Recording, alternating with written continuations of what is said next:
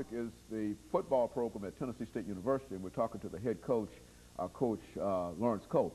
And Coach, I know that it is generally your view that you don't do it all by yourself, that there are others supporting, et cetera. Let's talk about the folks that you feel that since you've been here have done a tremendous job in helping you to at least revitalize the program. It might not be where you want the program to be, I think, as you've indicated, but you've done a lot of things to help revitalize that program, and others have assisted you. And let's talk about it from that perspective. Right. You know, you always have to take your hat off to the president of the university, Dr. Hefner. You know, he brought me in, and then I think he's provided me with the things to, to get this program turned around by, redoing the football field, putting a fence around that people can't see in, and providing with new uniforms and a lot of equipment.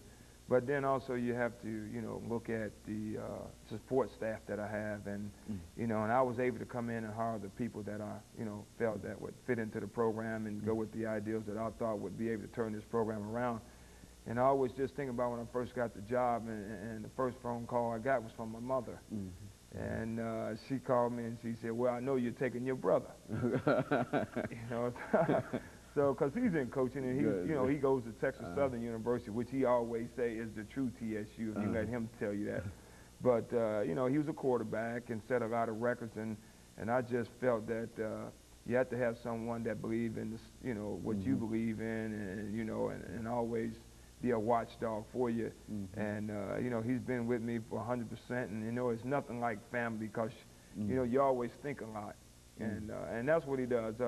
He's just like my right arm.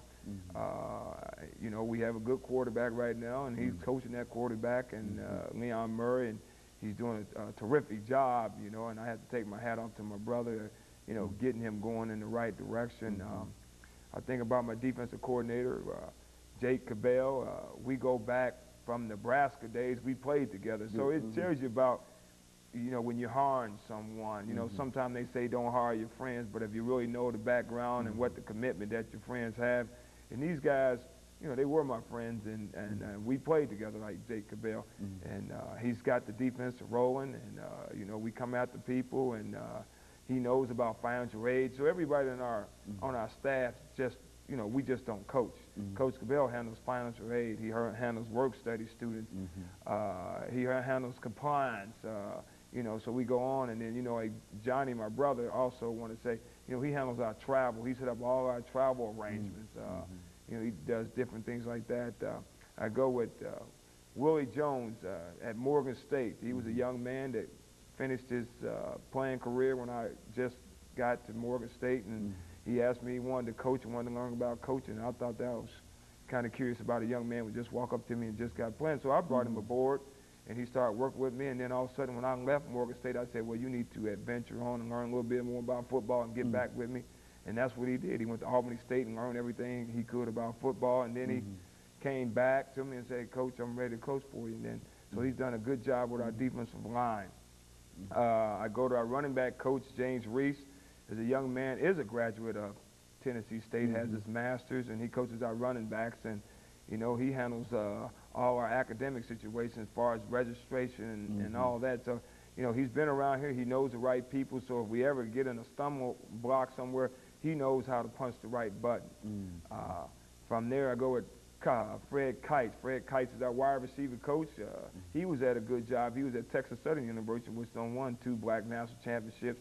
We go back together at Morgan State, and he came over and he coaches our wideouts. You look at Tyrone Butterfield, Warren Hall, those great receivers, lead and reception. So we got some coaches doing some great jobs, and I can never take my hat off to one Coach Russ Ehrenfeld. He coaches our offensive line, and last year our offensive line was pretty bad, and he has came in there and made our offensive line going to make us be a contender for the OVC. When you talk about the Tennessee State University athletic program and football program, now it's impossible to do that without talking about the Tennessee Oilers. And somehow I think most of us are sort of prone to say Houston Oilers, but the Tennessee Oilers. Now, what has that meant for the spirit? And I think the last time you were with us, we sort of broached this, but at the time we were running through a referendum as to whether or not the Oilers at that time would come to Nashville and whether or not they would build a stadium. But all those things are behind us, and all of those things have been completed. Now, you can give us a sort of a real true statement in reference to, now, what does that mean in terms of the spirit? What have you noticed? Have you noticed at all any kind of different attitude that the young men have this year after having the Oilers out there for the summer, and what they were what you experienced the first time you got here? Well, you know, like I always told you, and anybody asked me, and I'll be a man to admit, I'm a guy that I always felt that college football to be played on college campus because that's what it is. It's college football. But now it's grown to big business, and then you have to keep up, you know, with facility-wise and all that. And right now at Tennessee State, facility-wise, we wasn't in the market. You know, we wasn't in the race, and I think that's what happens to the school as far as recruiting. But now, since the Oilers came, I mean, it's given us a, you know, going to give us a stadium that's state-of-the-art, which probably will, you know, help us be one of the best schools in the country now as far as recruiting and facility-wise. But what I think the Oilers coming to Tennessee State this past summer, I think what it did to Tennessee State is stop all the stereotype about Tennessee State, all the horror stories. If you come over at Tennessee State, this is going to happen to you, that's going to happen to you.